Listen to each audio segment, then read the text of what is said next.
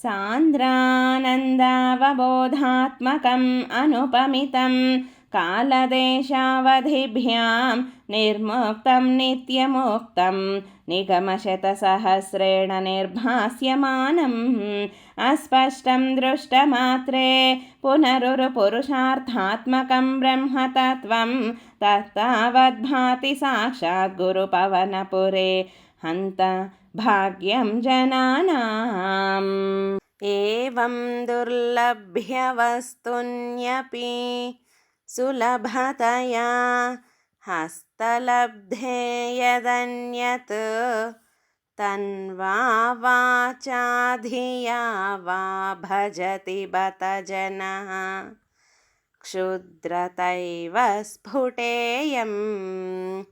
एते तावद्वयं तु स्थिरतरमनसा विश्वपीडापहत्यै निःशेषात्मानमेनं गुरुपवनपुराधीशमेव आश्रयामः। सत्वं यत्तत्पराभ्याम् अपरिकलनतो निर्मलं तेन तावद् भूतैर्भूतेन्द्रियैस्ते वपुरिति बहुशः श्रूयते व्यासवाक्यम्।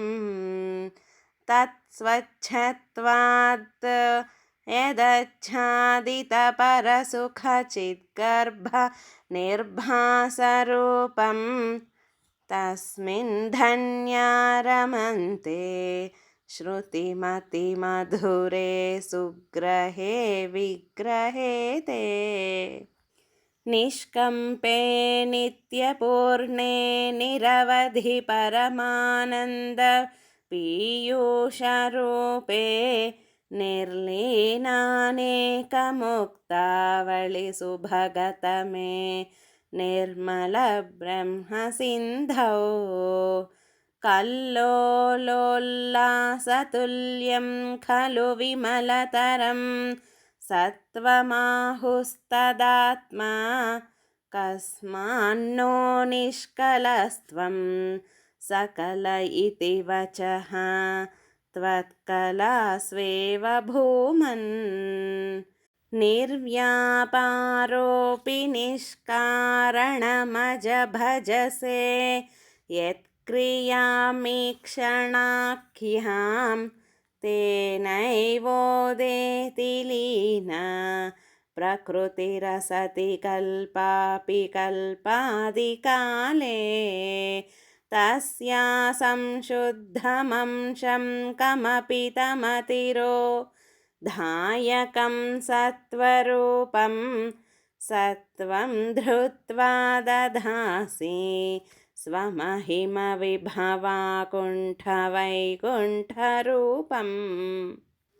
तत्ते प्रत्यग्रधाराधरललितकला यावलीकेलिकारं लावण्यस्यैकसारं सुकृतिजनदृशां पूर्णपुण्यावतारं।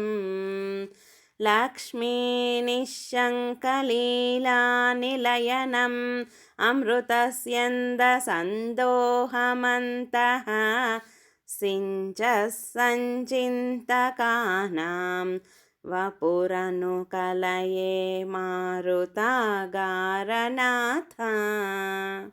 कष्टा ते सृष्टिचेष्टा बहुतरभवखेदावः जीवभाजाम् इत्येवं पूर्वमालोचितमजितमया नैव मद्याभिजाने।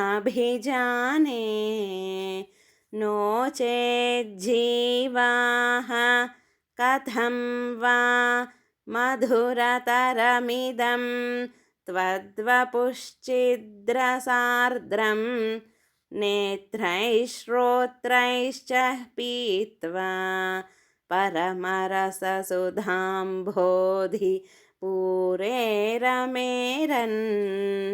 नम्राणां सन्निधत्ते सततमपि पुरस्तैरनभ्यर्थितानपि अर्थान् कामानजस्रं वितरति परमानन्दसान्द्रां गतिं च इत्थं निःशेषलभ्यो निरवधिकफलः पारिजातो हरे त्वं क्षुद्रं तं शक्रवाटी द्रुममभिलषति व्यर्थमर्थिव्रजोऽयं कारुण्यात् काममन्यं ददति खलु परे स्वात्मदस्त्वं विशेषात् ऐश्वर्यादीशतेऽन्ये जगति परजने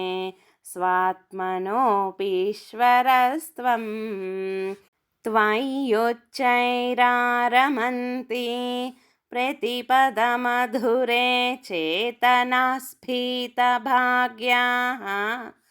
त्वं चात्मा रामये वेति अतुलगुणगणाधारशौरे नमस्ते ऐश्वर्यं शङ्करादीश्वरविनियमनं विश्वतेजोहराणां तेजःसंहारिवीर्यं विमलमपि यशो निःस्पृहैश्चोपगीतम् अङ्गासङ्गा श्रीरखिलविदसि न क्वापि ते सङ्गवार्ता तद्वातागारवासिन् मुरहर भगवच्छब्दमुख्याश्रयोऽसि श्रीकृष्णाय परब्रह्मणे नमः नारायण अखिलगुरो भगवान् नमस्ते।